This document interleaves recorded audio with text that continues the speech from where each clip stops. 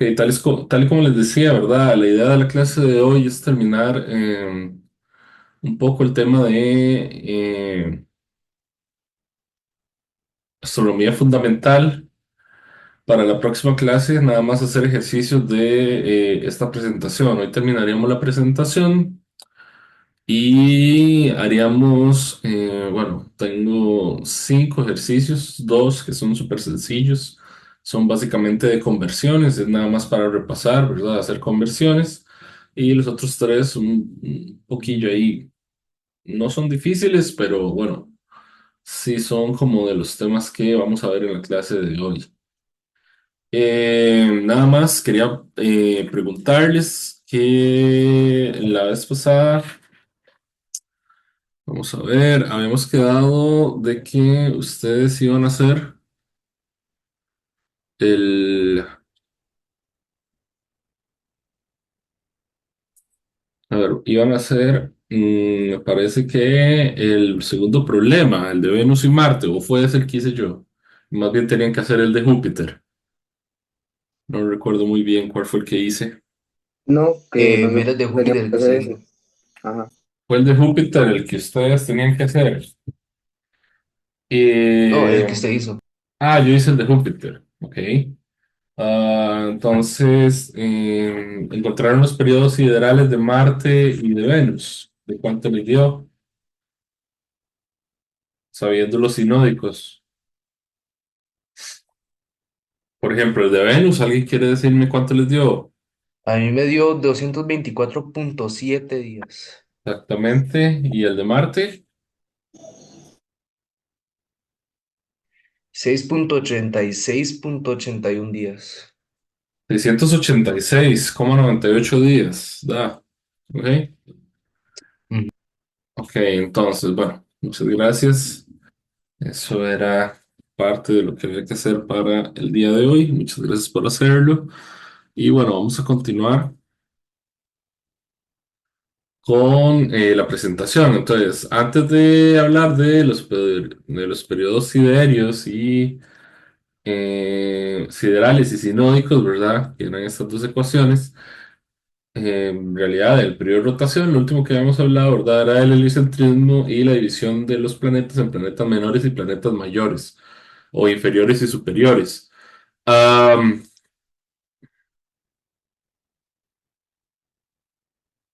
Básicamente, mm, ahora, ¿verdad? Vamos a estudiar en esta clase de hoy básicamente las tres leyes de Kepler sobre los movimientos planetarios. Entonces, Kepler era un discípulo de Brahe. Vamos a, pues, voy a compartir pantalla. Díganme si ahí pueden ver la presentación. Sí, Ok, entonces, bueno, como les digo, ¿verdad? Kepler era un discípulo de Brahe y, como vamos a ver más adelante, propone tres leyes para el movimiento de los planetas. En 1609, Galileo Galilei usa por primera vez el telescopio para hacer observaciones astronómicas y descubre cuatro satélites en Júpiter. Además, ¿verdad? Define las fases de Venus y observa cráteres en la Luna. Ujú. Entonces, Johannes Kepler, entonces era un científico alemán que nace en 1571 y muere en el 1630. Va a proponer tres leyes para el movimiento de los planetas. Fue colaborador con Tycho Brahe, usando sus observaciones para lograr definir, ¿verdad? O establecer esas tres leyes.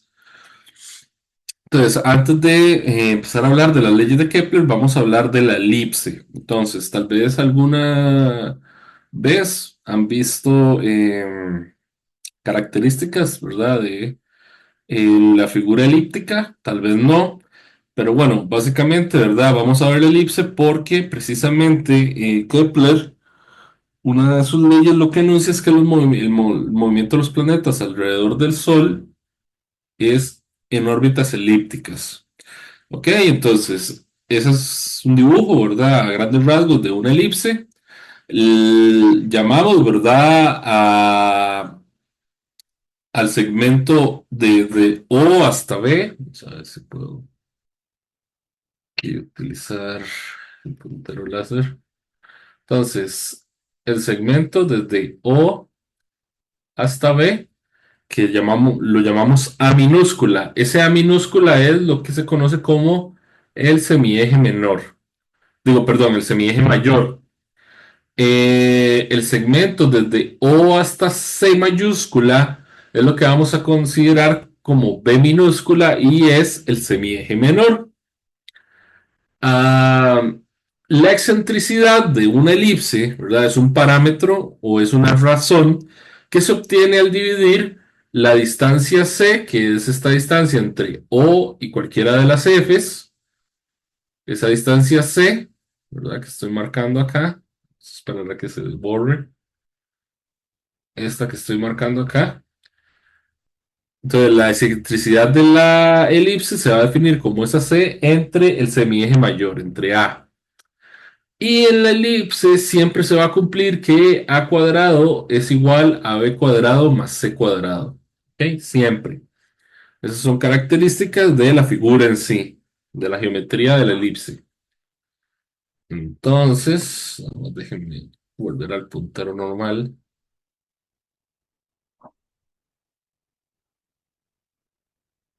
Vamos a comenzarlo.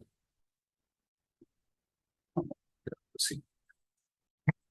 Ok, entonces, sabiendo esas características de la elipse, vamos a hablar también de las secciones cónicas. Entonces, esto es importante porque, bueno, a pesar de que la ley de Kepler tiene que ver con las órbitas elípticas de los planetas, los objetos que se acercan a campos gravitacionales también van a tener trayectorias eh, que a final de cuentas van a tener las características de lo que llamamos secciones cónicas. Entonces, las secciones cónicas son aquellas secciones que describen el movimiento recorrido, perdón, el movimiento en el recorrido de una sección plana en el cono. De ahí su nombre. Entonces, básicamente, lo que ocurre con las secciones cónicas es que ustedes agarran un cono y hacen diferentes cortes con un plano. Entonces, si ustedes agarran un cono regular, ¿verdad? Como este que está acá, y cortan en un plano completamente perpendicular al eje del cono, la sección cónica que obtienen va a ser un círculo. Si lo hacen con el plano un poco más, con una especie de ángulo, ¿verdad? Diagonalizado, van a obtener una elipse. Si en vez de hacerlo, ¿verdad? Sobre el eje de simetría del cono, hacen los cortes transversales a ese eje, más bien, ¿verdad? Paralelos a ese eje, pueden llegar a obtener una parábola si no es completamente perpendicular al eje y si es completamente, perdón, paralelo al eje y si es completamente paralelo al eje van a obtener una hipérbola. ¿Ok? Entonces esto es muy importante. Porque dependiendo de las características, bueno, vamos a ver que en las leyes de Kepler el Sol está, o, ¿verdad? Bueno, sí, en nuestro sistema el Sol va a estar en uno de los focos. Entonces, por ejemplo, un cuerpo celeste que tenga estas características, es decir, una excentricidad de uno y un semieje mayor o un parámetro A igual a uno, en vez de quedarse cerca, digamos, o quedar captado por el objeto que está en el foco, perdón, va a pasar y su trayectoria va a ser una parábola. Entonces, para obtener una parábola, una parábola es una sección cónica cuya excentricidad es de uno y cuyo semieje mayor es igual a uno. ¿Ok? Para una hipérbola, vamos a tener que las hipérbolas son aquellas van a ser, ¿verdad? O van a ser características de objetos cuya trayectoria alrededor del foco o alrededor del objeto más masivo del sistema tengan una excentricidad mayor a uno. Entonces, por ejemplo, una hipérbola tiene una excentricidad de 1,4 y un semieje mayor a uno también. ¿Qué ocurre con la elipse? Bueno, la elipse va a tener una excentricidad entre 0 y 1. Esa es una de las características de la elipse. y va a tener un semieje mayor a uno siempre. ¿Ok? Entonces, cuando una elipse, ¿verdad? Tiene una excentricidad igual a cero, lo que se obtiene es un círculo. ¿Ok? Entonces, objetos que orbitan alrededor del Sol, ¿ok?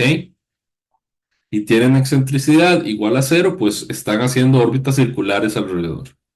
¿Ok? Y además el semieje mayor va a ser igual a uno. Entonces, estas son ecuaciones características esta es una ecuación característica de las secciones cónicas, en donde el b cuadrado es igual a cuadrado, uno menos c al cuadrado, donde e es la excentricidad, a es el semieje mayor y b es el semieje menor. Ahora, aplicado a la elipse, perdón, vamos a tener dos puntos importantes que están aquí puestos como A mayúscula y B mayúscula. Entonces, si nosotros tomamos como referencia eh, este foco, por ejemplo, ¿alguien sabe cómo digamos, en una órbita elíptica se llama al punto B? Suponiendo que, por ejemplo, en el foco F2 está el Sol. Ese punto B, ¿cómo le llamamos? El lugar, el punto más cercano al foco.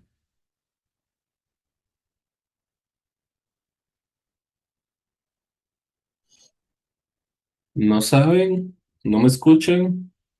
Este, bueno, primero de todo, ¿qué tal? Me uní un poco tarde, entonces, Ujú. sí, en plan, sí escuché el anterior, pero digamos, me acuerdo que el lado opuesto era, digamos, si la órbita es en base al Sol, me acuerdo que, digamos, el lado más lejos era solsticio, pero no me acuerdo qué sería. Ah, sabe, no, estoy equivocado, perihelio, ¿no?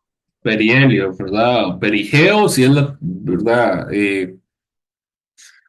Si es la Tierra, bueno, etcétera. Bueno, por ejemplo, si es la Luna respecto a la Tierra, la Luna también hace una órbita elíptica. Entonces, básicamente, cualquier objeto que esté haciendo una órbita elíptica alrededor de la Tierra, entonces, si es la Tierra, se le llama perigeo. Si es al punto este B mayúscula, el A mayúscula, si es la Tierra, si estamos orbitando respecto a la Tierra, se le llama, bueno, perigeo el B y A mayúscula apogeo. ¿Ok? Ah, ahora, si lo que está en el foco de la elipse es, por ejemplo, el Sol, el punto B se llama perihelio. ¿Ok? Y el punto A se llama afelio. Ahora, si lo que está en el foco F2 es cualquier otra cosa, cualquier astro, ¿ok? El punto B de la elipse, ¿ok? Porque no necesariamente vamos a ver problemas donde lo que esté en los focos siempre sea el Sol. Puede ser que lo que esté en los focos sea simplemente un objeto de mayor masa y lo que lo orbite sea un objeto de menor masa, pero son cuerpos celestes. Entonces, lo que está en el punto B o el punto B se llama periastro y lo que está en el punto A es apoastro. ¿Ok? ¿Queda claro, chicas y chicos? Sí, Ok.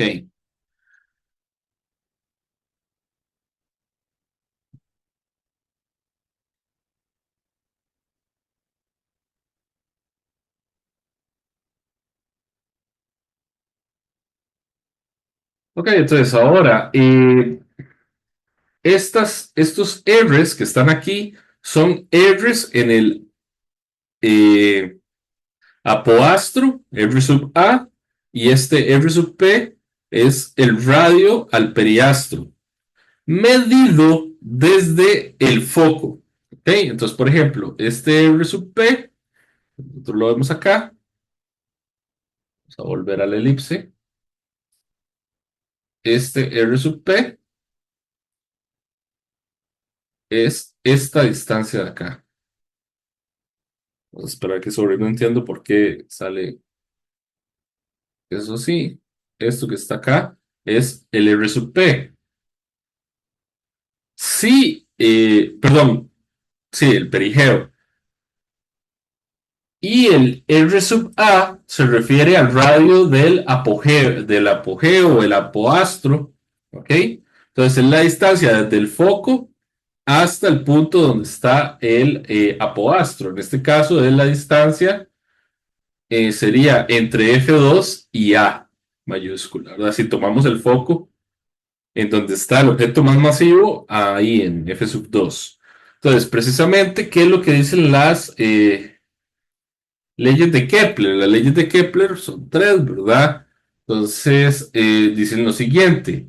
La primera dice que todos los planetas se mueven en órbitas elípticas y todas tienen un foco en común ubicado en el Sol. Es decir, el sistema tiene, digamos, cualquier objeto en el sistema solar, con una masa correcta, va a orbitar al Sol de una forma elíptica y el Sol va a estar en uno de los focos. Eso es lo que ocurre.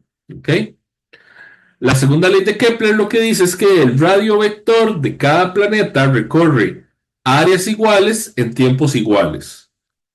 Y la tercera ley de Kepler dice que los cuadrados de los periodos siderios de los planetas alrededor del Sol son proporcionales a los cubos de los semiejes mayores de sus respectivas órbitas. Ahorita vamos a ver eso.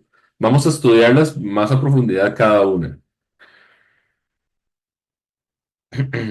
Entonces, dice así, los planetas tienen ópticas elípticas, lo que viene a cambiar la noción de los movimientos que antes, ¿verdad? En todas las teorías anteriores a la ley de Kepler se tomaba que sí, los objetos se mueven alrededor de la Tierra, ¿verdad? Para la teoría geocéntrica, o se mueven alrededor del Sol para la heliocéntrica, pero siempre se tomaba al Sol o a la Tierra en el centro.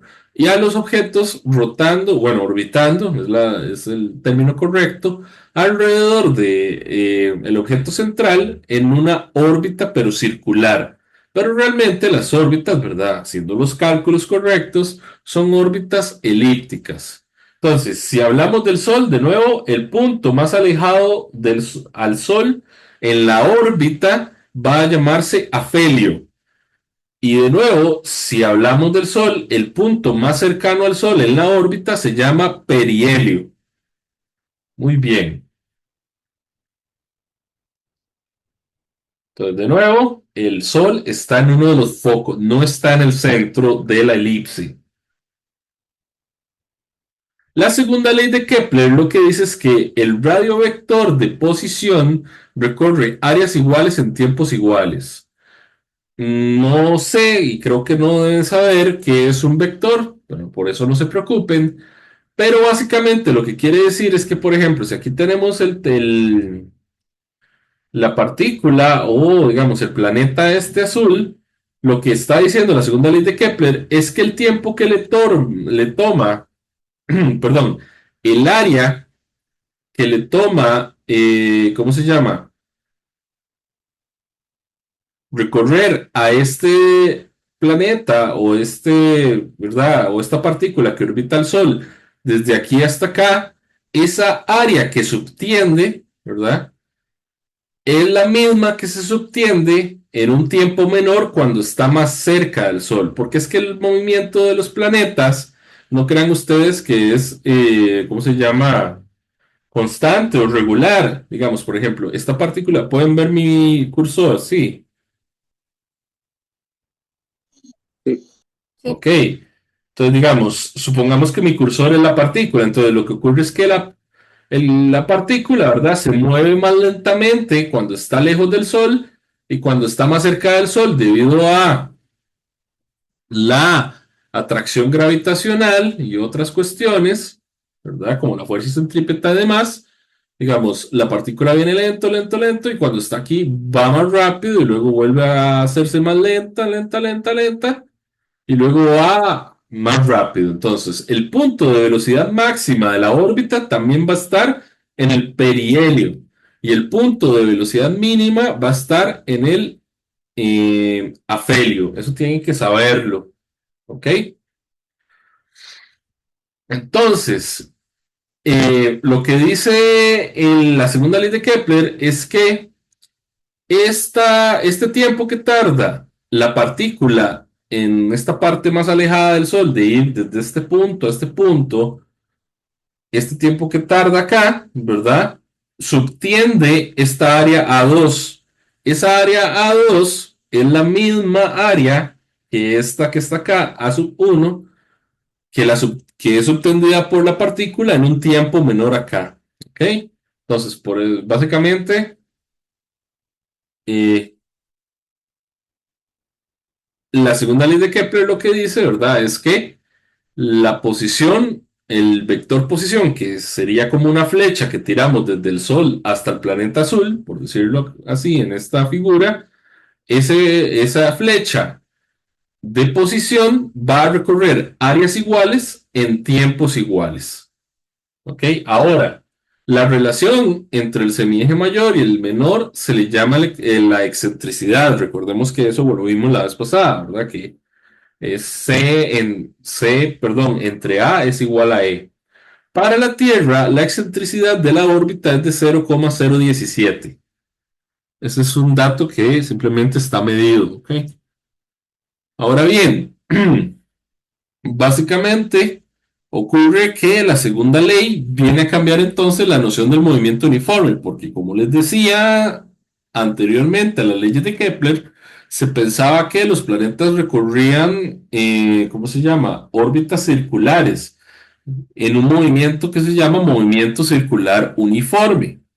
Como ya no ocurre así, por lo que acabo de decirles, que la velocidad es menor en el afelio y mayor en el perihelio, entonces uno puede determinar la velocidad de los puntos extremos de la órbita.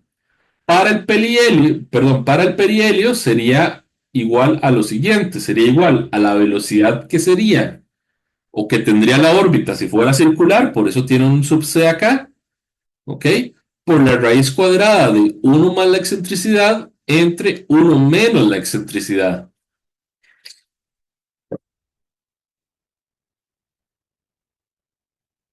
Y sabemos, aquí bueno, esto es algo que ya pueden ir viendo, a ver si lo notan, como la excentricidad tiene que estar entre 0 y 1, porque, ¿cómo se llama? Porque esa es la característica para la elipse. Vean ustedes que si yo a 1 le quito algo que es menor a 1, ¿verdad? Me va a quedar algo que está precisamente entre 0 y 1. Eso va a hacer que esta velocidad sea varias veces la velocidad circular. Mientras que en el afelio ocurre todo lo contrario. Más bien estoy dividiendo entre algo que es mayor a 1. Por lo tanto, eso hace que la velocidad en el afelio sea una fracción de la velocidad circular. Por eso es que en el afelio siempre la velocidad va a ser menor que en el perihelio. ¿Hay alguna pregunta hasta el momento?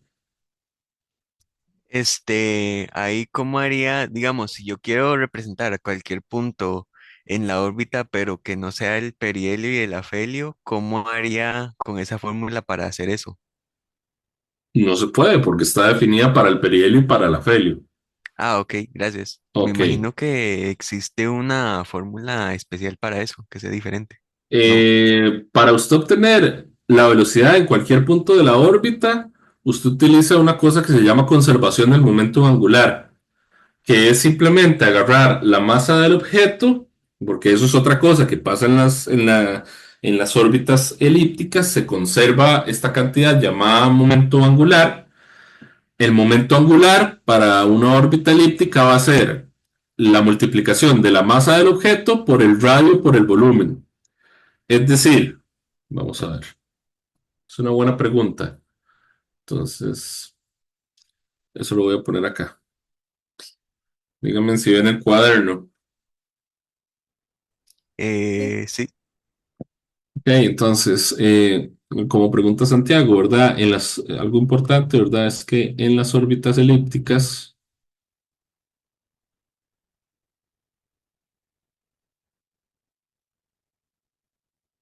se conserva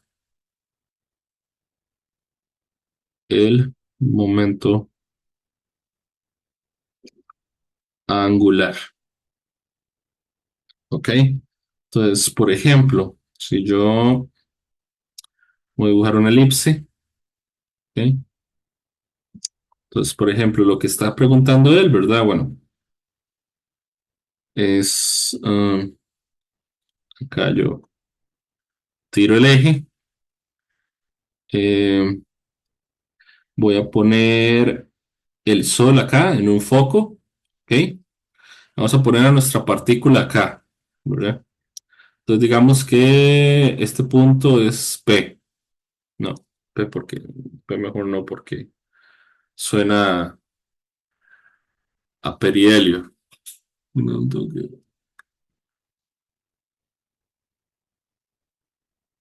ok. No sé, pongámosle A. No, porque es afelio. Pongámosle B a este punto. Entonces digamos, el objeto está en el punto B, pero digamos que nosotros conocemos sus datos en A, en el afelio. A qué me refiero con eso? Nosotros conocemos, por ejemplo, su distancia aquí, el R en el afelio, que lo podemos sacar con cualquiera de las ecuaciones que di antes. ¿Ok? Y además conocemos su velocidad acá. Ok, esto se mueve con una velocidad v sub a. Entonces, si yo quisiera, la velocidad siempre es tangencial, ¿verdad? A la órbita. ¿Qué quiere decir que sea tangencial a la órbita? Que nunca, digamos, que nunca la traspasa, sino que la va peinando conforme el planeta va moviéndose en la órbita, ¿ok? Entonces, tangencial es que esa flechita que representamos o que le damos la representación del vector velocidad, pues siempre va peinando, digamos, la órbita. Entonces, para yo saber la distancia, perdón, para yo saber la velocidad, tengo que saber, por ejemplo, esta distancia B. Entonces, se conserva el momento angular L. L en la órbita elíptica va a ser la masa del objeto por el radio medido desde el Sol o desde el foco por la velocidad al punto donde llega el radio. Entonces, ¿qué es que se conserve? Que el momento angular en el punto A, es decir, en el afelio, va a ser igual al momento angular en cualquier punto de la órbita. Entonces, uno lo que hace simplemente es, básicamente, multiplicar la masa, porque es la misma es el mismo objeto el que está haciendo la órbita elíptica, por el radio, digamos, en el afelio, por la velocidad en el afelio. Y acá, ¿verdad? Entonces sería la misma masa por el radio en B por, ¿cómo se llama? Eh, por la velocidad en B. ¿Ok? Entonces, por ejemplo, si usted quisiera averiguar la velocidad en B, simplemente, ¿verdad? Bueno, aquí se me van las masas y me queda la ecuación en términos de radios y velocidades. Y por lo tanto, la velocidad en B,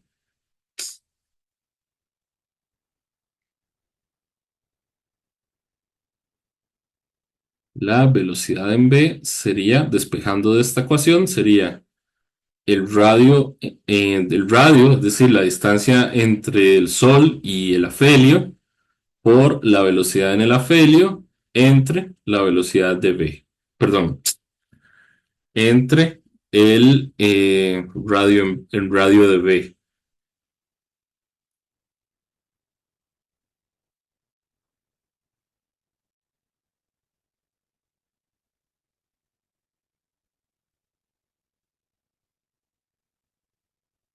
Entonces, no sé si eso responde un poco a tu pregunta.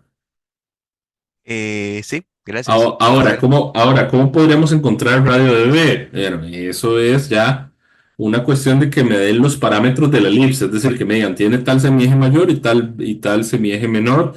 Entonces, jugando con las ecuaciones que vi al inicio de las características de la elipse, se puede encontrar el radio en B, por ejemplo. ¿Ok? ok. Y el radio es en metros, ¿verdad? Entonces, metros por velocidad, este, ¿qué era la unidad que daría eso? Este, Las unidades de, ¿cómo se llama? Momentum angular, ¿verdad? Porque el momento angular, recordemos que es como la multiplicación de la masa. El que esto aquí se simplifique, ¿verdad? Es decir, la masa desaparezca simplemente para obtener después la velocidad. que vea que es cierto, porque aquí radio entre radio se me van los metros y me queda velocidad y es igual a unidades de velocidad es igual a unidades de velocidad. ¿Ok? Ahora, las unidades de momento angular son kilogramo por metro cuadrado sobre segundo. ¿Lo ves?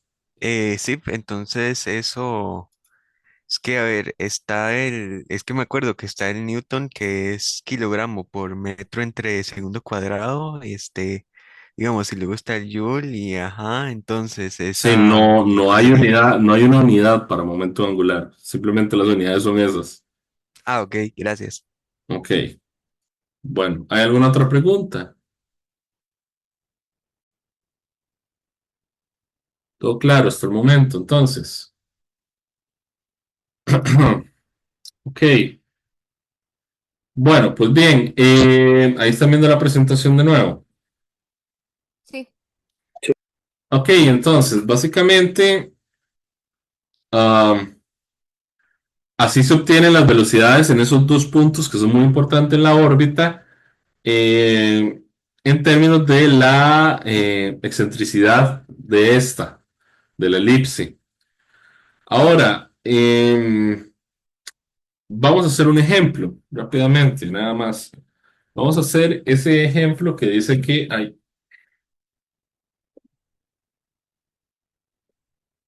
Vamos a ver, aquí lo tengo. Es el 2 me parece.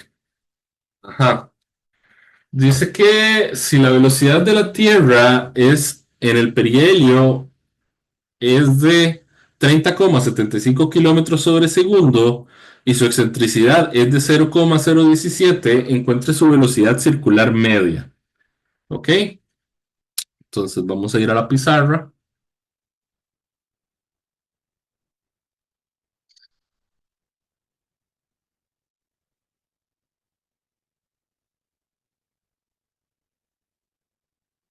Entonces vamos a poner acá que voy a hacer el 2. Obviamente ahí hay otro problema, ¿verdad? La idea es que ustedes lo practiquen en la casa y lo hagan, ¿ok? Entonces, voy a repetir lo que dice, ¿verdad? Dice, si la velocidad de la Tierra en el perihelio es de 30,75 kilómetros por hora, ¿ok? Y la excentricidad de la Tierra, bueno, ya la habíamos escrito, pero es de 0,017. Nos preguntan que encontremos cuánto es la velocidad circular media de la Tierra. Ok. Am, entonces, para eso nada más tenemos que recordar, ¿verdad? Bueno, o ven ¿se acuerdan de la ecuación que acabamos de ver? Que la velocidad circular media, perdón, que la velocidad en el perihelio es igual a la velocidad circular media de uno más e, de la raíz de uno más e entre uno menos e. ¿Ok?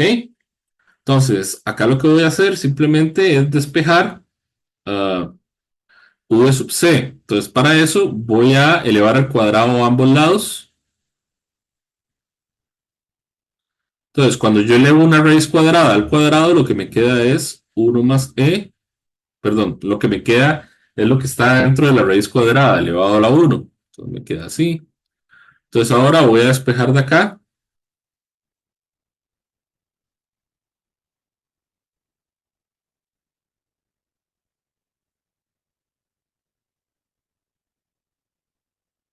Entonces, voy a poner aquí que sabiendo esto, encontremos esto de acá. ¿Ok? Entonces, v sub c al cuadrado.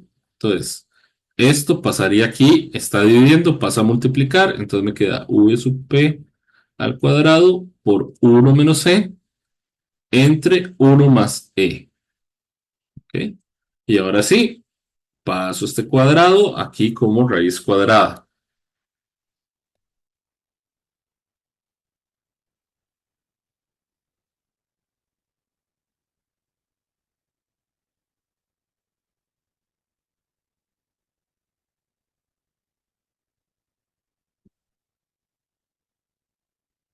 ¿Ok?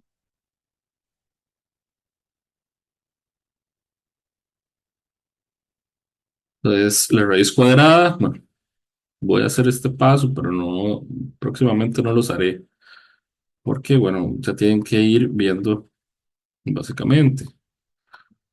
Eh,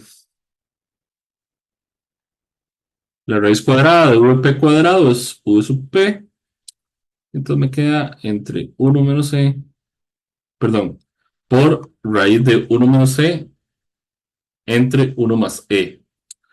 Entonces aquí nada más sustituimos los valores. Ahora, eran 30,75 por la raíz.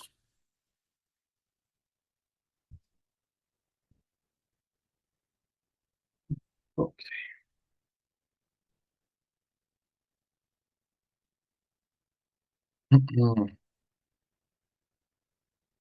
Por la raíz. Y Dios.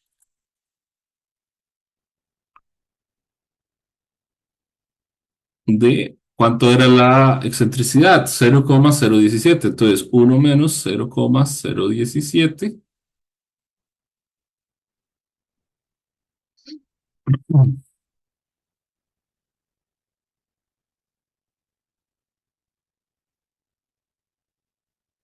entre uno más 0,017.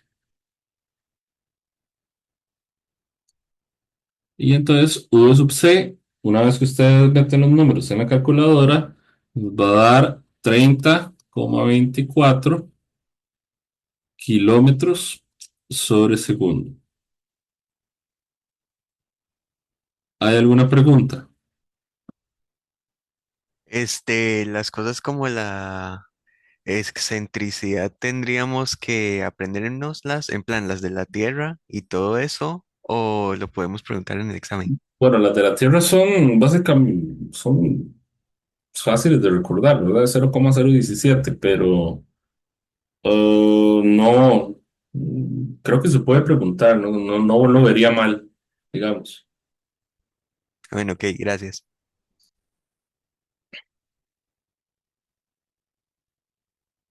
Muy bien, entonces, volvemos a la presentación. ¿Hay alguna otra pregunta? Bien. Ah,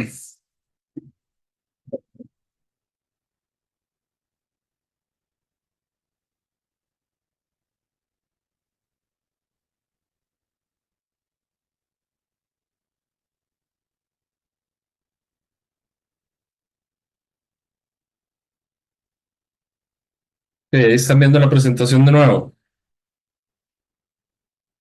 Sí. Sí.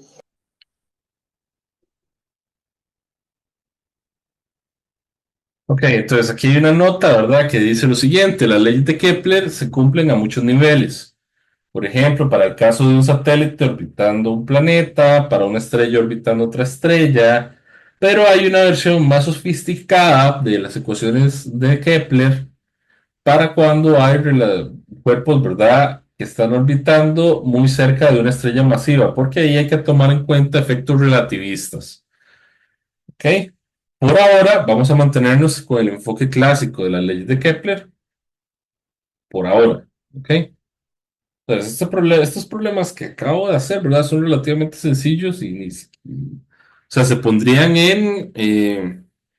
o yo los pondría en el primer examen de la Olimpiada de Costa Rica. Es decir, sería como un problema marque con X para el próximo año, por decirlo así, ¿verdad? Porque es muy, muy, muy sencillo, simplemente aplicar la ecuación. Pero bueno, vamos a ir subiendo poco a poco al nivel y la próxima semana ya vamos a hacer problemas un poquito más interesantes. Bueno, la tercera ley de Kepler, recuerden que la segunda es la de áreas iguales en tiempos iguales. La tercera ley de Kepler tiene que ver con lo que llamamos el problema de dos cuerpos. Entonces, básicamente, el problema de dos cuerpos viene de la ley de gravitación universal. Es básicamente que yo tengo un cuerpo de masa m1 y otro cuerpo de masa M2, y entre ellos va a existir una atracción debido a la fuerza gravitacional. Entonces, entre ellos, bueno, el sistema está rotando alrededor del centro de masa del sistema, así se llama, centro de masa del sistema. Aquí en este caso no hay, ¿verdad? No hay un cuerpo o un elemento masivo, sino que ambos cuerpos están rotando alrededor uno del otro, como un sistema binario, por ejemplo. ¿Ok? Entonces, para poder establecer la tercera ley de Kepler, que recordemos que es la que dice que el periodo orbital al cuadrado es proporcional al semieje mayor al cubo. Nosotros lo que vamos a hacer es, ¿verdad?, llamar a la distancia entre el centro de masa y la masa 1 R sub 1 y a la distancia entre el centro de masa del sistema y la masa sub 2 R sub 2. Así, el periodo de órbita de cualquiera de los cuerpos va a estar dado por la siguiente ecuación. Cumpliendo la tercera ley de Kepler, va a ser el periodo al cuadrado, esta es la T, ¿verdad? Recordemos que en las leyes de Kepler, lo mencioné la semana pasada, ¿cuál es el tipo de periodo que vamos a utilizar?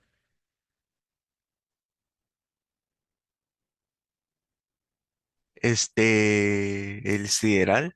El sideral, muy bien. Entonces, este periodo sería el periodo al cuadrado de la órbita, es decir, simplemente cuánto tarda uno en dar una vuelta alrededor del centro de masa, va a ser igual a 4pi cuadrado entre la constante de gravitación universal, ¿ok? Esa es una constante que está tabulada, por la masa de uno más la masa del otro, por la distancia entre ambos al cubo. Es decir, como es la distancia entre ambos al cubo, yo tengo que sumar el radio 1 más el radio 2, ¿ok? O el R1 más el R2 al cubo. ¿Qué es lo que pasa? Que cuando una de las masas, ¿verdad? Por ejemplo, M1, ¿cómo se llama? Se posa en el centro de masa, ¿ok?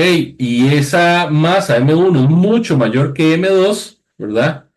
Si yo aquí cambio M1 por M mayúscula y esa masa es mucho mayor que M2, entonces M2 sale sobrando. Es decir, por ejemplo, si tenemos el Sol y tenemos la masa de la masa del Sol es muchas veces la masa de la Tierra, ¿ok? Entonces podemos despreciar la masa de la Tierra. Entonces lo que hacemos es que en esta ecuación quitamos el M2 o lo hacemos tender a cero en comparación con la masa M1, que sería M mayúscula, y a la distancia entre uno de los dos cuerpos, entre ambos cuerpos, ahora se va a convertir en el semieje mayor de la elipse. Y ese cuerpo M2 se va a mantener en el foco de la nueva órbita. ¿Ok? Entonces, la ecuación de arriba es la generalización de la tercera ley de Kepler. ¿Qué es lo que ocurre? Que nosotros usualmente los problemas que hacemos siempre son, bueno, un cuerpo está orbitando alrededor de una estrella, entonces, o un planeta está orbitando alrededor de una estrella, entonces el planeta siempre tiene una masa menor. Entonces la ley de Kepler que nosotros utilizamos inmediatamente es esta, la de abajo. Pero como les digo, o sea, la forma general es la de arriba. Entonces, profe, ¿cuándo vamos a aplicar una y cuándo vamos a aplicar otra? La verdad es que depende de la situación. ¿Por qué depende de la situación? Porque si la masa uno y la masa 2 son muy parecidas entre sí, yo no puedo utilizar la ecuación de abajo. Tengo que usar la de arriba. ¿Ok? ¿Por qué? Porque el sistema se comporta como lo que se llama un sistema binario. ¿Ok? Y no simplemente podemos modelarlo como que una masa está en un foco y la otra está moviéndose en una órbita elíptica. No, sino más bien ambas están rotando alrededor del centro de masa, que es ese punto bueno, CM, perdón, en el medio de ambas. No en el medio, sino que está tirado, dependiendo de la masa uno y la masa 2, estará tirada más hacia una de las dos masas. ¿Ok? Entonces, si el problema lo que dice es, por ejemplo, que si tengo un planeta y tengo que el planeta está rotando alrededor de una estrella que es, qué sé yo, 4 veces la masa del Sol, obviamente ahí lo que va a ocurrir es lo que acabo de decir. El planeta va a tener una masa ahí cualquiera, pero como está rotando alrededor de una estrella que tiene 4 veces la masa del Sol, esa masa es mucho mayor que la del planeta, entonces ese m sub 2 es como si fuera cero, básicamente, no le añade nada a la masa de la estrella. ¿Ok? Entonces utilizaríamos la ley de Kepler como está abajo. ¿Ok?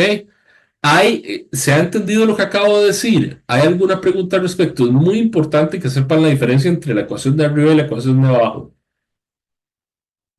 Este, el periodo orbital sería solo la t, no sería t al cuadrado, ¿verdad? Exacto. Pero la tercera ley de Kepler se refiere al periodo al cuadrado. Lo único que dice la ley de Kepler es lo que está en la siguiente diapositiva, y es cierto. Que el periodo, ¿verdad? Al cuadrado es proporcional al semieje mayor a la 3. Lo que vean nada más que aquí estoy despejando, ¿verdad? Pero si yo pongo la raíz al otro lado, me queda t cuadrado. Este símbolo significa que es proporcional. ¿Qué quiere decir que, que algo es proporcional a algo? Directamente o inversamente. Bueno, llamamos que algo es directamente proporcional si está, digamos, en el mismo nivel. Algo es inversamente proporcional si más bien la relación es inversa, es decir, si esto estuviera, digamos, en un denominador en una fracción. Entonces, la segunda ley de Kepler dice que el periodo al cuadrado es proporcional, ¿verdad? Porque recuerden que Kepler lo hizo para elipses, porque su modelo dice que todos los planetas del sistema solar giran en órbitas elípticas. Entonces, el caso de Kepler, ¿verdad? Es el caso ya idealizado, este que está abajo. Pero el problema de dos cuerpos, es decir, el problema de un sistema binario, es este que está acá, y entonces está la forma más general para cuando hay dos masas. Cuando tenemos tres masas, las ecuaciones se complican bastante, mucho, mucho más. ¿Ok? Entonces nos vamos a quedar con el problema de dos cuerpos, y cuando uno de los cuerpos es mucho más masivo que el otro, pues vamos a obtener la tercera ley de Kepler. ¿Estamos de acuerdo, chicas y chicos? Sí. Sí. Y ¿cuál sería el principal cambio en la fórmula? En plan, el cambio más significativo para trabajar con tres cuerpos. Bueno, es que esto se obtiene, ¿verdad?, de un sistema de ecuaciones. Entonces, ¿qué es ese sistema de ecuaciones? Usted tiene que establecer, ¿verdad?, la fuerza gravitacional que siente cada una de las masas. Entonces ahí vas a obtener, para cuando son dos masas, obtenés una expresión para la fuerza gravitacional, o una fuerza gravitacional con un término, porque ahorita vamos a ver que la fuerza gravitacional se escribe como la constante de gravitación por el múltiplo de las masas entre el cuadrado de la distancia entre ellas. Pero cuando tenés tres cuerpos, pues tenés que poner, bueno, esta primera masa, digamos, supongamos que hay otra masa aquí, y querés calcular la fuerza gravitacional que siente la M1, tenés que agregar la fuerza gravitacional debido a M2 y la debida a M3, ¿lo ves? Entonces ya se complica mucho más. Se complica además despejar porque tenés que sumar las fuerzas. ¿Ok? Sí, gracias. Bien, entonces, ¿eso qué quiere decir? Bueno, que si yo despejo, vean ustedes que si yo despejo y paso el semieje menor aquí a dividir, lo que me queda es 4pi al cuadrado entre g por la masa del objeto central o el del objeto del foco. Eso es una constante, ¿ok? Para cualquier satélite del sistema. Voy a explicar eso acá.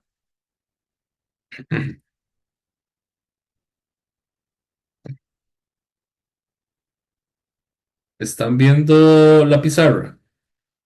Sí. Ok, entonces supongamos que yo tengo igual.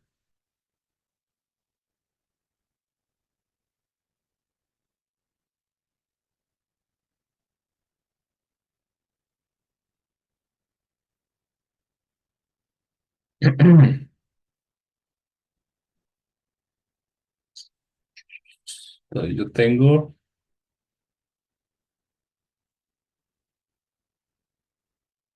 mi sistema idealizado.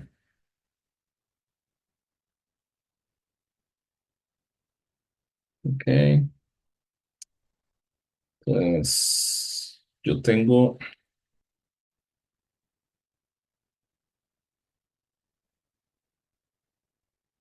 aquí al Sol. Entonces yo tengo aquí a la Tierra. Yo tengo aquí a Marte, por decir algo, ¿ok? Entonces, vean ustedes, yo voy a decir que la masa del Sol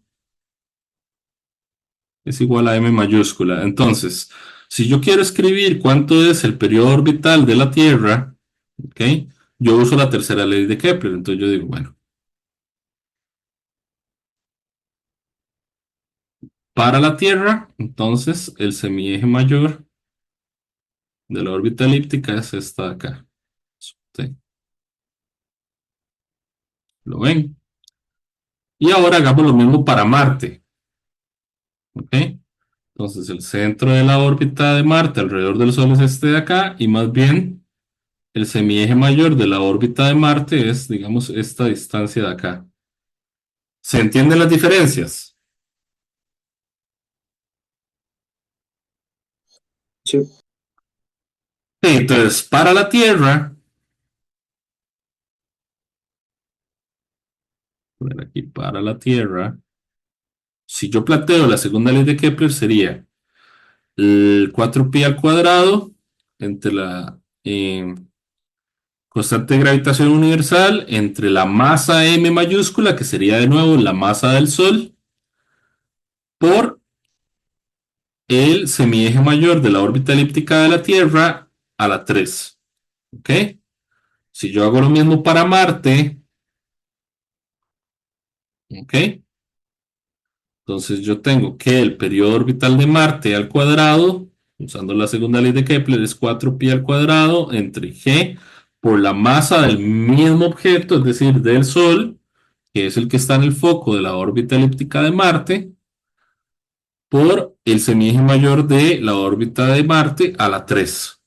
¿Ok?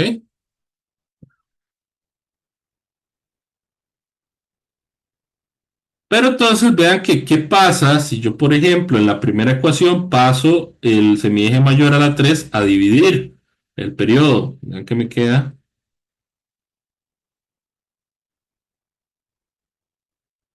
¿Qué me queda? 4pi al cuadrado entre g por m, ¿cierto? ¿Qué pasa si yo hago lo mismo para la órbita elíptica de Marte? Me queda periodo de Marte al cuadrado entre el semieje mayor de Marte al cubo es igual también a 4pi al cuadrado G sobre m. Entonces, ¿qué podemos inferir de estas dos cosas? De ahí, ambas son iguales, son lo mismo. Entonces yo puedo relacionar los periodos entre los planetas con sus semiejes mayores de la siguiente forma.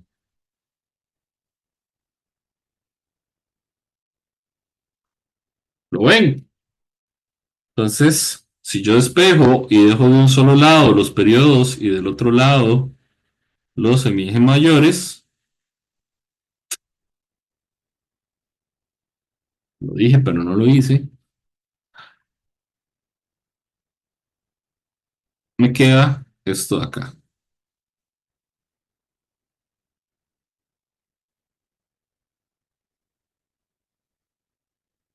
¿De acuerdo? Entonces, eso yo lo puedo generalizar. Aquí utilicé a Marte y a la Tierra, pero yo puedo usar cualquiera de dos planetas del sistema, siempre y cuando estén rotando respecto al mismo cuerpo masivo en el foco. ¿Ok?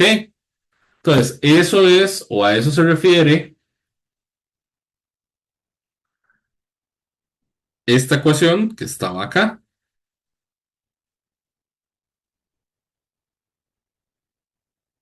A eso se refiere esto de acá, ¿lo ven?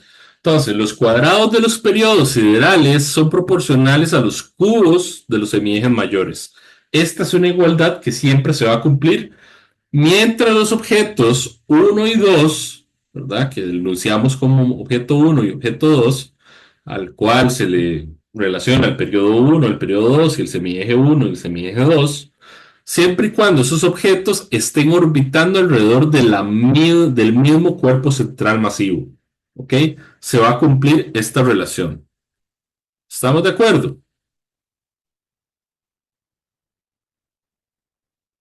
Sí. Ok, ¿hay alguna pregunta?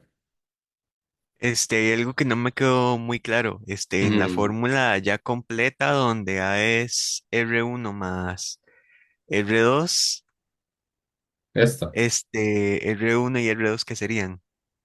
La distancia desde el centro de masa hasta cada una de las masas.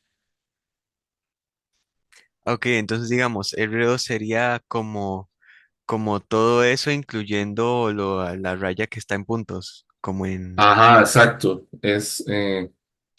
Voy a usar aquí el puntero láser. Vamos a esperar a que se borre. No entiendo por qué no suena. Es esta distancia de aquí a aquí. En recta, ¿verdad? Ok. Sí.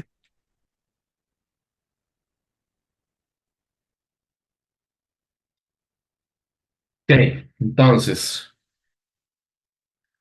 ahora vamos a hablar. Bueno, vamos a hablar de esto, pero esta vez no vamos a hacer problemas, en esta sesión no vamos a hacer problemas de paralajes, pero para la próxima clase sí que los vamos a hacer, ¿ok?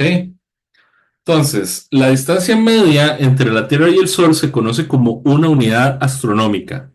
Entonces, ustedes me dirán, profe, pero ¿cómo se llama?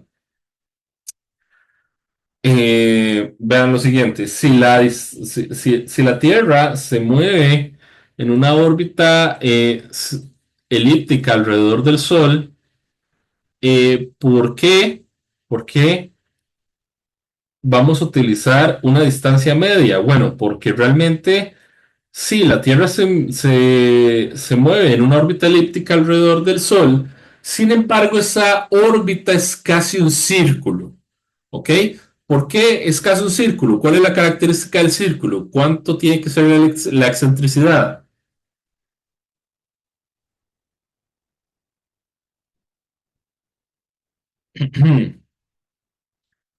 Uno.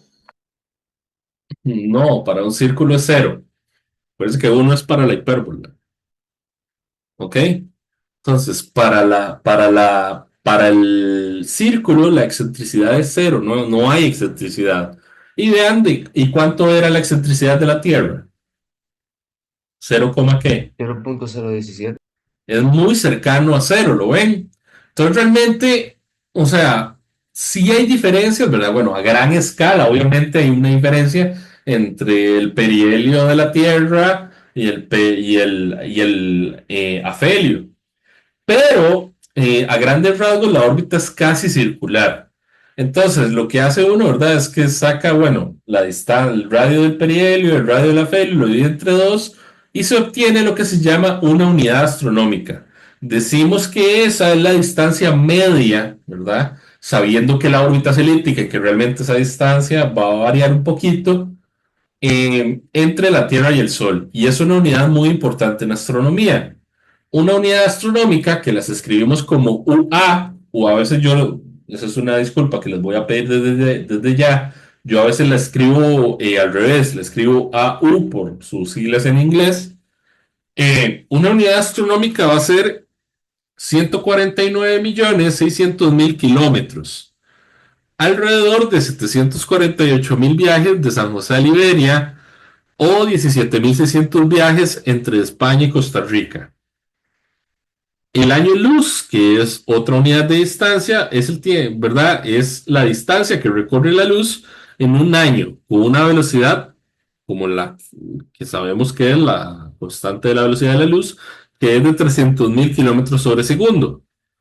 Entonces, existen estas relaciones entre el año luz, la unidad astronómica y los kilómetros. Entonces, un año luz va a ser 63.240 unidades astronómicas y eso es igual a 9,46 por 10 a la 12 kilómetros. ¿Ok?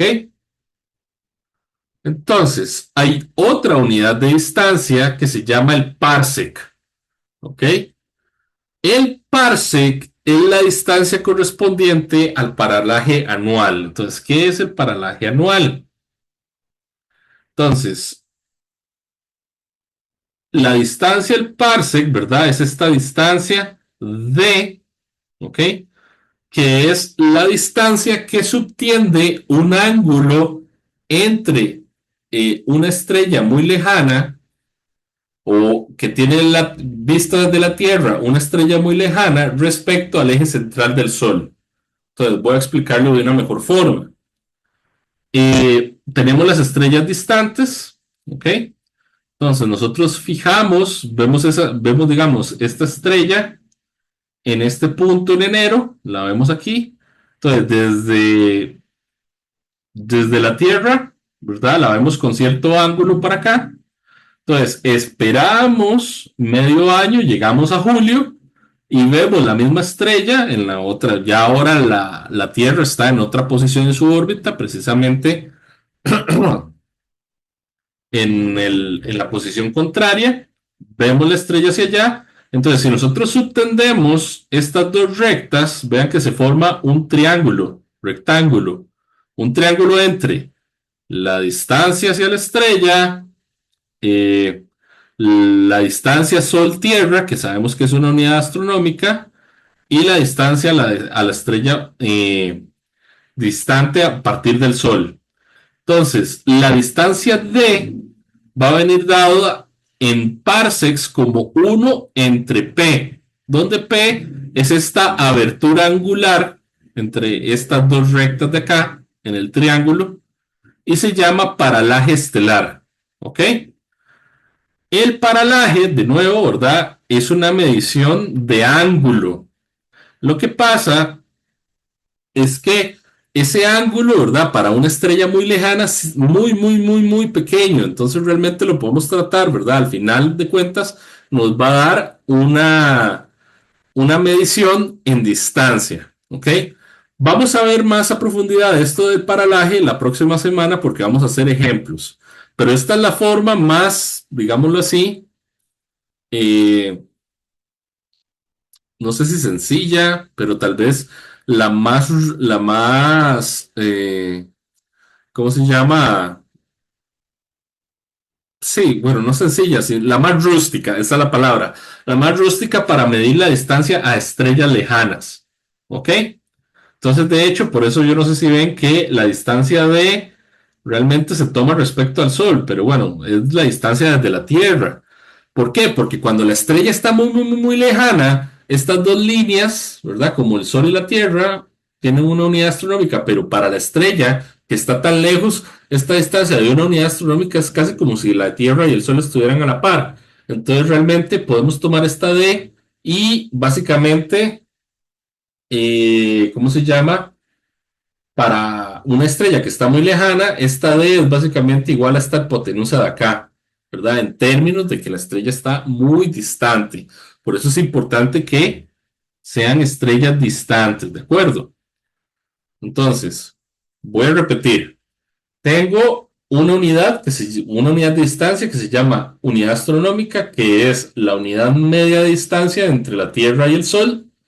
Entonces, para definir la distancia en parsecs de una estrella que está muy lejana, yo básicamente utilizo esta fórmula. Voy a decir que la distancia en parsecs desde la Tierra o el sistema solar para esa estrella que está lejana va a ser básicamente 1 entre la medida en segundos de arco, que es una medición angular, de el ángulo P. El ángulo P se llama el paralaje estelar y es este ángulo que se subtiende acá. ¿Ok? Entonces, no importa que no les quede muy claro hasta el momento, porque cuando hagamos ejemplos van a ver que es muy, muy, muy sencillo de entender. Entonces, Por definición, un parsec es igual a 206.265 unidades astronómicas. Esto es, respondiéndole a Santiago, algo que me parece que sí deben saber bien, que un parsec es 206.265 unidades astronómicas. Esa es una de esas cosas que sí son muy útiles de recordar, ¿ok? Sobre todo para hacer problemas de paralaje. Ok, repito, cuando hagamos problemas de paralaje la próxima semana vamos a entrar más a fondo en esto y voy a ver si tal vez traigo un video, ¿verdad? Que sea más explicativo, donde puedan ver, ¿verdad? A la Tierra moviéndose alrededor de este eje y todo para que les quede más claro, chicas y chicos. Entonces, tenemos estos ejercicios. Yo solo voy a hacer uno, voy a hacer el 3 por cuestiones de tiempo, porque me interesa hacer, me interesa que veamos más otros problemas que traigo para hoy. Pero bueno, vamos a hacer el 3 que dice así. Próxima Centauri se encuentra a 4.22 años luz de la Tierra. ¿Qué distancia es eso en kilómetros? ¿Ok? Entonces, esto es un problema de conversiones, ¿verdad? Entonces, esto es muy sencillo realmente, pero vamos a hacer un repasito. Entonces, este es el problema número 3 de distancias astronómicas.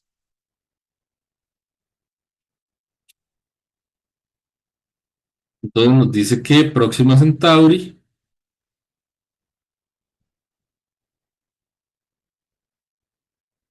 está a una distancia, vamos a poner D sub C, de 4,22 años luz. Entonces yo lo escribo así usualmente, pero bueno, ustedes pueden escribir AL o LY. Cualquiera de las dos está bien, porque LY es light years, ¿ok? Entonces, básicamente nosotros utilizamos el factor de conversión porque nos están preguntando que cuánto es esto en kilómetros.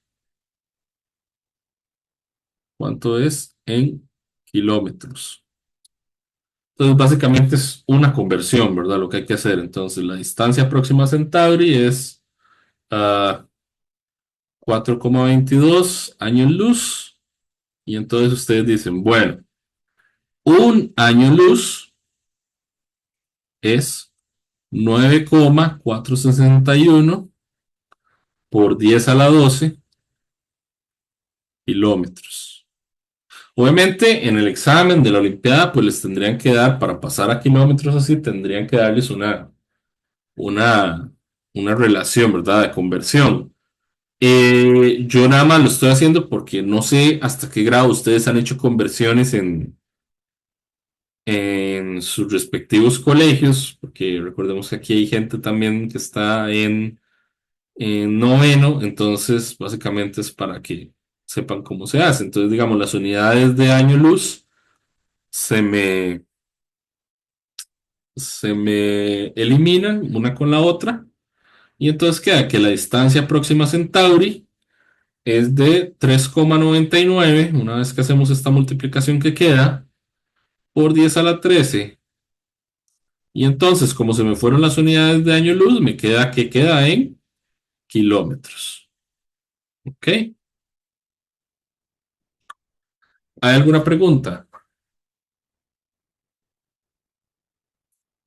Ok. Entonces, ahora bien, entonces vamos a volver acá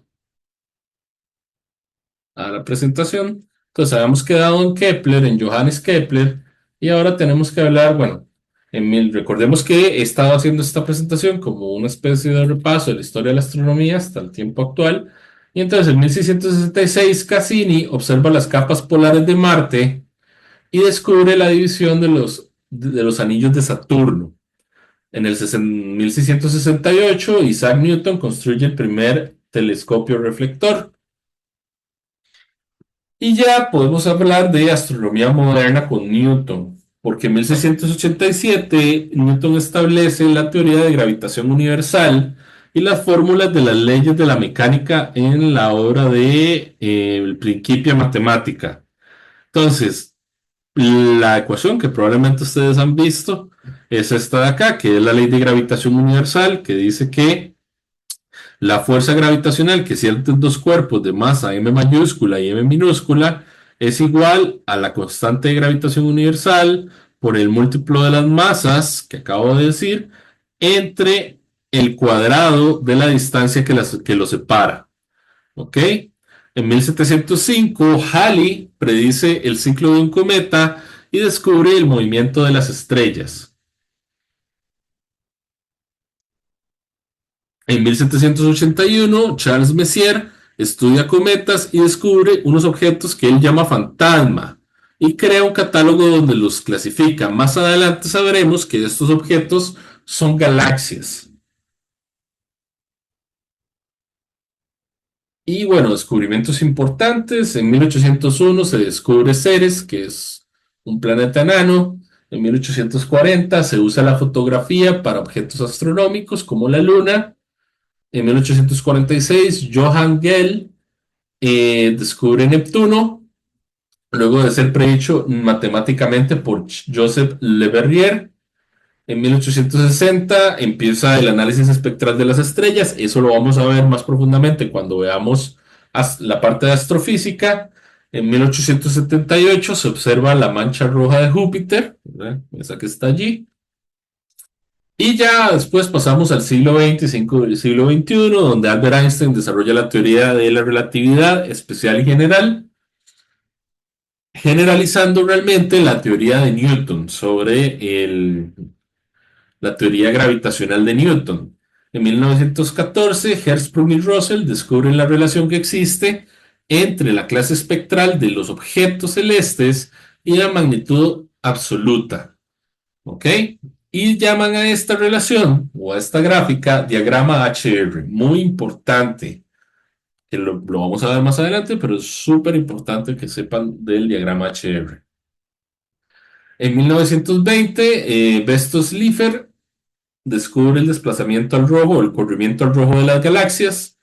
En 1927, Oort descubre lo que vendría siendo el centro galáctico. En el 29, Hubble encuentra la relación lineal entre la velocidad y la distancia de las galaxias que se alejan de nosotros, lo que se conoce como ley de Hubble, que veremos cuando veamos la parte de cosmología. Y otros descubrimientos importantes, bueno, aquí están enlistados, es la determinación de la estructura espiral de la Vía Láctea, el descubrimiento del primer cuasar, del primer pulsar, el descubrimiento de los anillos de Urano, el descubrimiento de Caronte, la luna de Plutón. Aparece una supernova que se puede ver a simple vista. En el 2005, Plutón es degradado, ya no es un planeta del sistema solar, sino se le llama planeta enano. Y bueno, aquí hay un desarrollo de la carrera aeroespacial desde el 1957 con el primer satélite artificial ruso, que es el Sputnik, hasta el 2021, donde se lanza la primera sonda en ingresar a la atmósfera del Sol. Esa imagen que ven allí, ¿verdad? Es la imagen del Voyager 1, que es la imagen que se ha tomado o la foto que se ha tomado más distante de la Tierra hasta ahora. Es este punto que está aquí, bueno, lo que Carl Sagan llamó el pequeño punto, el pálido punto azul. Esta es la Tierra, así nos vemos desde los lindes exteriores del sistema solar. Y ahora sí, vamos a eso, con eso termino, digamos, la parte del repaso de la historia de la astrofísica y la parte de astronomía fundamental. Entonces, fundamentalmente, vimos la relación entre los periodos sinódicos y siderios y las tres leyes de Kepler. También vimos la ecuación de la ley de gravitación universal y entonces vamos a hacer estos problemas que están acá. ¿Ok? Entonces, el primer problema dice lo siguiente. Dice, se estima que el periodo de traslación del Sol alrededor del centro de la Vía Láctea, porque si ustedes creían, ¿verdad?, que solo los planetas estaban orbitando elípticamente alrededor del Sol, pues no, el Sol también se mueve alrededor de la Vía Láctea, o el centro de la Vía Láctea. Entonces dice que se estima que el periodo de traslación del Sol alrededor del centro de la Vía Láctea, solo que, bueno, esa órbita elíptica del Sol realmente, al igual que la de la Tierra alrededor del Sol, esa órbita elíptica del Sol alrededor de la Vía Láctea es también muy parecida a un círculo. Entonces se puede eh, definir como una órbita circular. Ese periodo de rotación es de 250 millones de años y ocurre a una distancia, es decir, el radio de ese círculo es de 25.000 años luz del centro de la Vía Láctea. Entonces, a partir de estos datos nos piden que estimemos la masa de la Vía Láctea en masas solares. ¿Ok? Ese problema es sencillo, pero lo estoy poniendo porque quiero hacer énfasis en una cuestión que es muy importante y que puede simplificar mucho. Ahí están viendo la pizarra de nuevo. Sí. Ok. Entonces voy a poner acá problemas finales.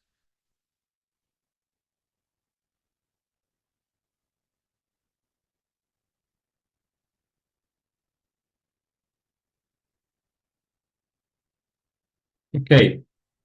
Entonces,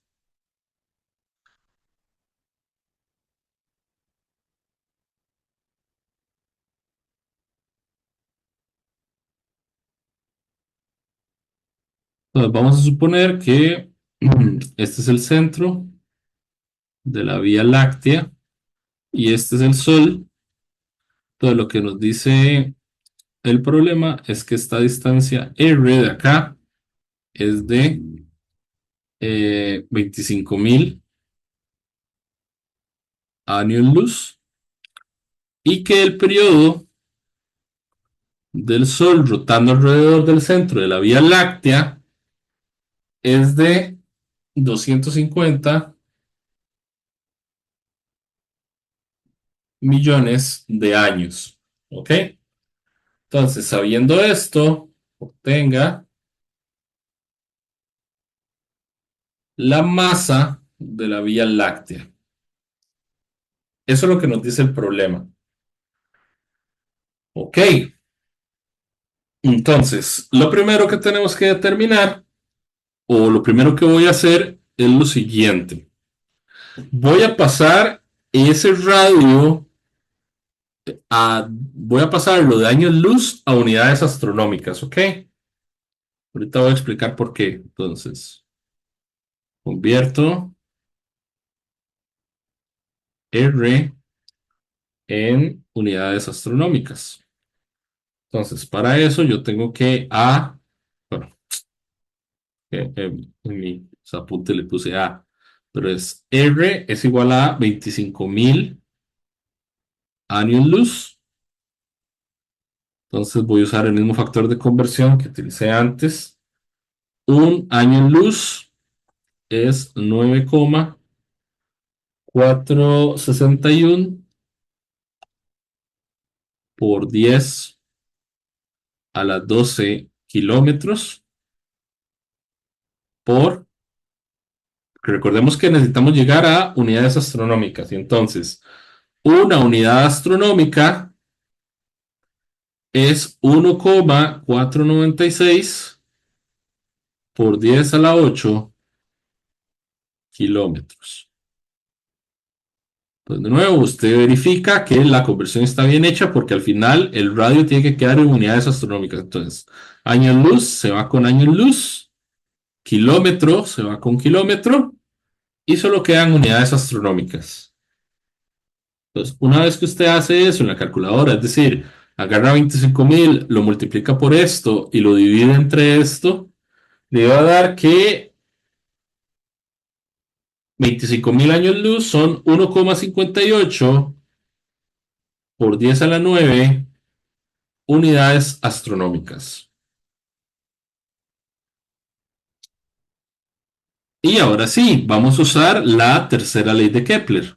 Entonces, la tercera ley de Kepler, ¿cómo la vamos a usar? ¿La vamos a usar general o la vamos a usar simplificada? ¿Cómo creen? ¿Cómo es la masa de la Vía Láctea con respecto a la masa del Sol? Muy La grande. más Exacto, entonces podemos despreciar la masa del Sol, ¿cierto? Entonces podemos tomar esto como 4pi cuadrado entre la constante de gravitación universal por m por r a la 3. Entonces, la única diferencia es que aquí he cambiado el semieje mayor, que en un círculo el semieje mayor es el radio. ¿Ok? Y entonces aquí ocurre la magia. La magia. Bueno, yo digo que es la magia. Entonces, aquí ocurre algo muy importante, que tal vez algunos de ustedes ya sepan, pero no todos tienen por qué saberlo. Si yo tengo, ¿alguien sabe cuánto vale G? 9 coma algo. Claro, es que no me acuerdo. nueve Esperen coma Punto ocho. noventa y- A ver, bueno, aquí tengo la calculadora, mejor me digo de una vez. Son Bueno, ¿qué? 63, ¿no? Una cosa así, 67. 6,67 por 10 a la menos 11. 6,67 por 10 a la menos 11. 6,67 por 10 a la menos 11. ¿Qué unidades?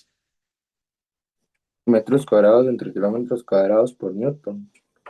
Metros cuadrados entre kilómetros cuadrados por newton. Así, ¿cierto? Pero entonces, aquí viene la parte, ¿cómo se llama? Eh, Esto, ¿verdad? Es lo mismo que decir que estas unidades están, o es lo mismo que decir 6,67 por 10 a la menos 11. O sea, usted puede poner esto o puede ponerlo en términos de kilogramos y metros, perdón, y segundos. Entonces usted puede poner esto, ¿cómo sería? Sería metros al cubo entre kilogramo entre segundo al cuadrado, me parece. O sea, pero aquí viene algo importante. Si usted en esta ecuación, si usted en esta ecuación tiene su periodo en años, tiene su masa en masas solares, porque así es como me piden la respuesta en masas solares, y tiene su distancia en unidades astronómicas. Si eso es posible, es decir, si usted mete las cantidades en esas unidades en esta ecuación, ¿ok? O en cualquier ecuación que tenga G, yo puedo decir que G es igual a 4pi cuadrado masas solares, perdón, masas solares no, unidades astronómicas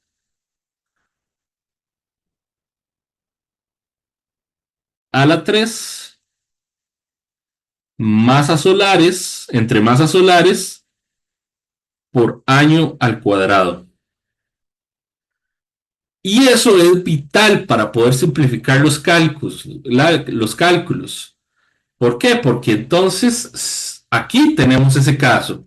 Vean que yo tengo el periodo en años. Me dicen que el periodo que tarda el Sol en dar la vuelta al centro de la Vía Láctea es de 250 millones de años. Tengo además la masa, me la piden en masas solares. Eso es lo que me están pidiendo, la masa de la Vía Láctea en masas solares. Y tengo además, porque lo acabo de hacer, hice la conversión. Cierto que me dan el radio de la órbita en 25.000 años luz, pero yo hice la conversión de 25.000 años luz a unidades astronómicas. Entonces yo simplemente para calcular esto voy a despejar primero lo que me piden de la ecuación de la ley de Kepler. Entonces voy a despejar la m. Entonces yo despejando la m me va a quedar 4pi cuadrado entre g por t al cuadrado, todo multiplicado por r a la 3. Y ahora sí, como yo tengo el periodo en años y tengo r en unidades astronómicas, si yo lo que quiero es la masa en masas solares, que es lo que me pide el problema, yo simplemente hago lo siguiente, escribo 4pi cuadrado arriba y en vez de g escribo 4pi cuadrado. En vez de r a la 3, entonces voy a escribir cuánto vale r en unidades astronómicas, 1,58 por 10 a la 9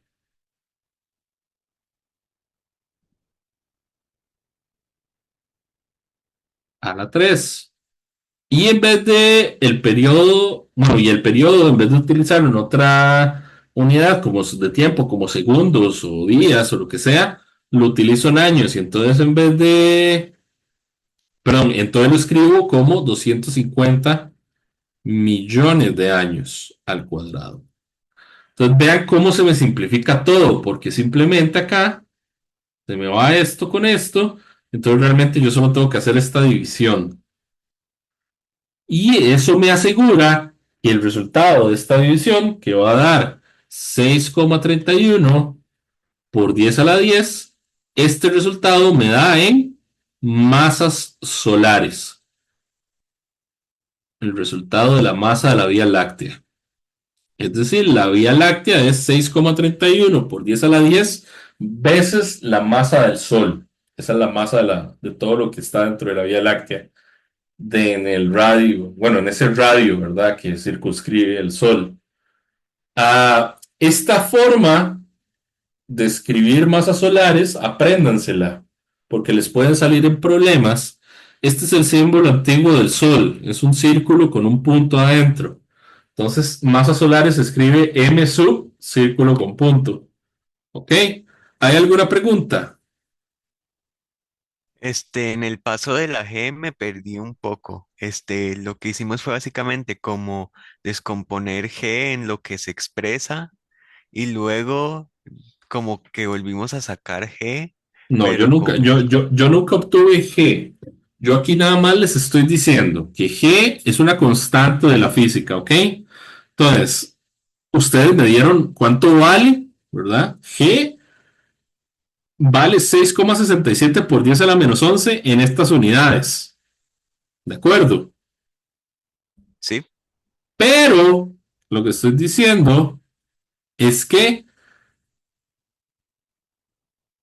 si yo cambio newtons por lo que es newtons, ¿ok? Que sería, vamos a ver aquí.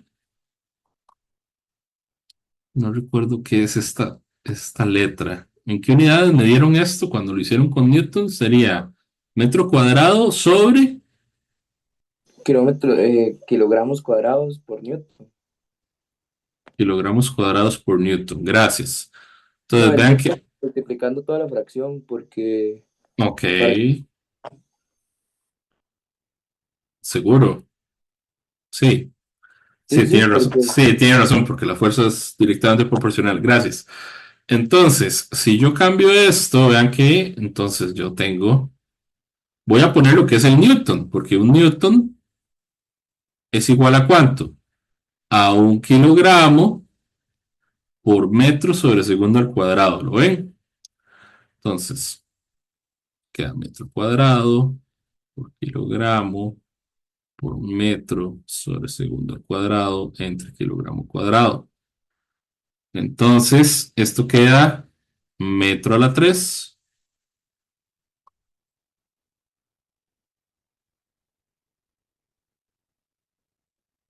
metro a la 3 por este kilogramo de arriba, se me va a simplificar con el kilogramo al cuadrado de abajo, donde queda metro a la 3 entre kilogramo y acá queda por segundo al cuadrado. ¿Estamos de acuerdo, Santiago, que es el que me está preguntando? sí, Entonces, ¿qué es el metro al cubo? El metro es una unidad de distancia, está el cubo, ¿cierto? sí, ¿Qué es la unidad astronómica? Es una unidad de distancia. sí, Ok, entonces, aquí está el cubo, ¿lo ves? ajá, ¿Qué es el kilogramo? Una unidad de masa, ¿cierto? ajá, ¿Qué es la masa solar? Una unidad de masa, solo que se llama masa solar, ¿cierto? sí, Entonces está aquí también. ¿Qué es el segundo al cuadrado? Una unidad de tiempo, ¿cierto? Al cuadrado. Ajá. Entonces, acá tenemos también una unidad de tiempo al cuadrado abajo, que es el año al cuadrado. Entonces, lo que yo estoy diciendo es que la constante de gravitación universal en estas unidades, metro al cubo entre kilogramos segundo al cuadrado, pues vale esto. ¿Ok? Ajá. Pero en unidades astronómicas al cubo entre masas solares por año al cuadrado, no vale 6,67 por 10 a la menos 11, sino que vale esto que está acá, 4 por pi al cuadrado. ¿Ok? Ah, ya. Eso es lo que estoy diciendo. Entonces, aquí, como yo tengo, ¿verdad? Por eso fue que hice la conversión de la distancia a unidades astronómicas. Tengo unidades astronómicas y tengo esto en años, yo puedo usar g como 4 pi al cuadrado, nada más. ¿Lo ves? Y eso me asegura que el resultado de la masa me dé en masas solares, que es lo que pide el problema. ¿Ok? Entonces, sí, entonces básicamente lo que hay que hacer para resolver eso es convertir a G a otras unidades. Bueno, no, convertir todas las. Sí, bueno. Si usted quiere usar g como 4 pi cuadrado simplemente en los problemas de ley de Kepler, usted lo que tiene que hacer es asegurarse que el periodo que vaya a utilizar esté en años, que la distancia que vaya a utilizar esté en unidades astronómicas y que la masa que vaya a utilizar esté en masas solares. Eso es lo que usted tiene que asegurarse. Si eso se cumple, usted puede decir que g es 4 pi al cuadrado y meterlo en la ecuación así. Ah, ok, Eso gracias. es lo que estoy diciendo, chicas y chicos, ¿ok? Entonces, tengo más problemas, por lo que pueden ver. Pero lo que vamos a hacer es lo siguiente. Voy a hacerlo la próxima semana, pero ustedes van a empezarlos esta semana, ¿ok? Entonces, vamos a ver, vamos a leerlos y la próxima semana inicio con ellos y hacemos más problemas además de estos, ¿ok? Para que no sea la clase tan recargada la de hoy.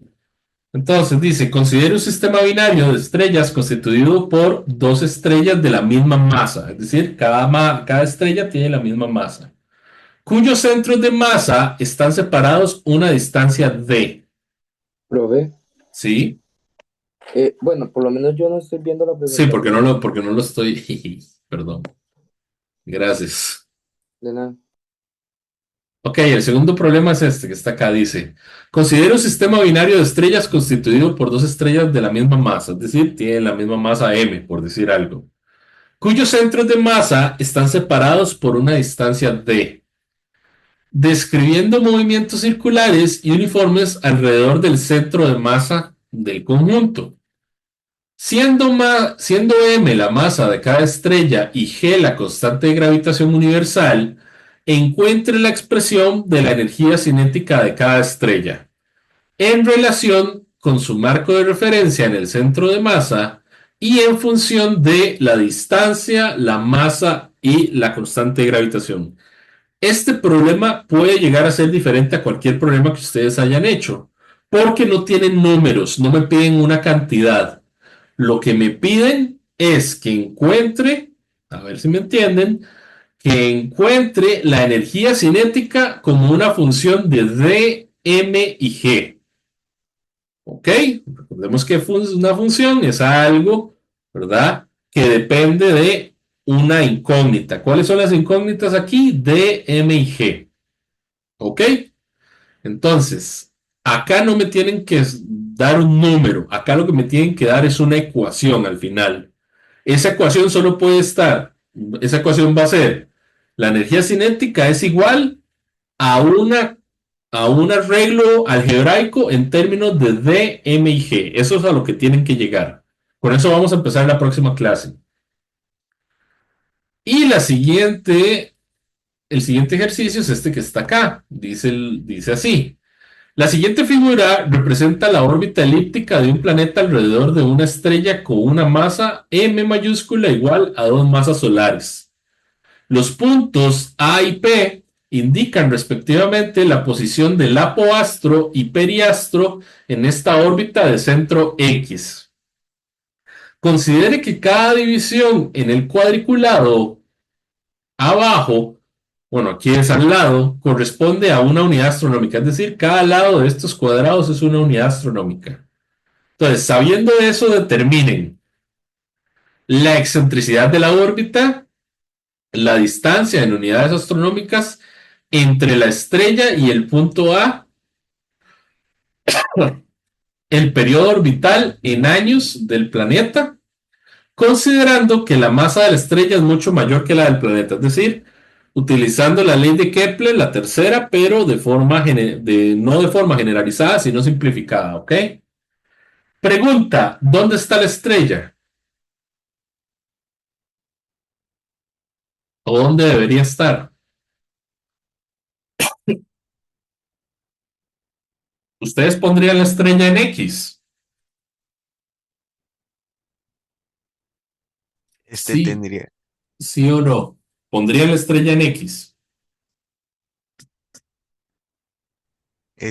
no, ¿Por qué no?